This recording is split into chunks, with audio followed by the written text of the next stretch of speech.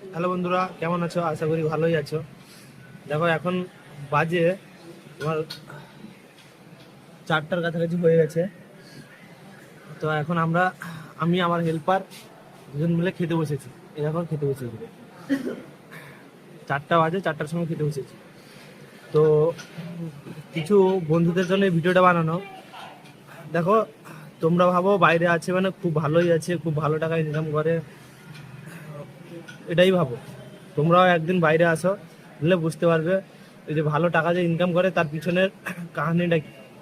সকাল থেকে না খেয়ে 4টার সময় খেতে বসছে, এইটুকু বাচ্চা যদি 4টার সময় খায় তাহলে এর অবস্থাটা কি হবে? ঠিক আছে, কিন্তু বাড়ি পৌঁছে গেলে কিছু বন্ধুরা বলবে, ভাই বাইরে থেকে এলি আমার পিছনে খরচা কর, এটা কর সেটা কর, এত টাকা ইনকাম করিস, এটা করিস সেটা করিস, কত রকম কথা শোনাবে। যদি না খরচা করেছো কত রকমের কথা শুনিয়ে দিবে। কিন্তু সেই সব বন্ধুদের জন্য একটাই কথা বলবো, ভাই একটা দিন হলেও তো ওরা এই জায়গায় এসে দেখ, এই টাকাটা যে সে ইনকাম করছে তার পিছনে কত রকমের আছে। একটা সে যদি ভুল করে ফেলেছে কাজের মধ্যে, তাহলে মালিকও কেন, আমরা নিজেও ভুগতে ওকে বাধ্য হবো। কেন, একটা ভুল করলেই মানে বাধ্য হবো।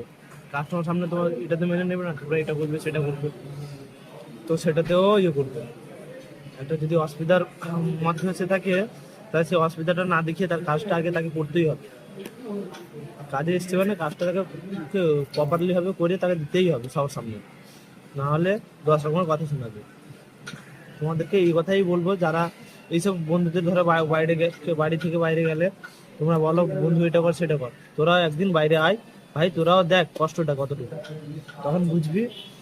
অন্য কাউকে বলা বা নিজের থেকে কিছু টাকা ইনকাম করে তখন বুঝতে পারবি কতটা কষ্টের বাদে সে ছেলেটা মানে এই পজিশনে পৌঁছতে পেরেছে বা এই টাকাটা ইনকাম করছে, তার বাড়ির লোকেদের দিতে পারছে। সে তো তার ইচ্ছের তো লাগছে না 4টার সময় খাবার, তার নিরুপায় বলে খেতে হচ্ছে। কেননা তার কাজ শেষ করার পরে সে খেতেই পারবে, তার আগে সে খেতে পারবে না।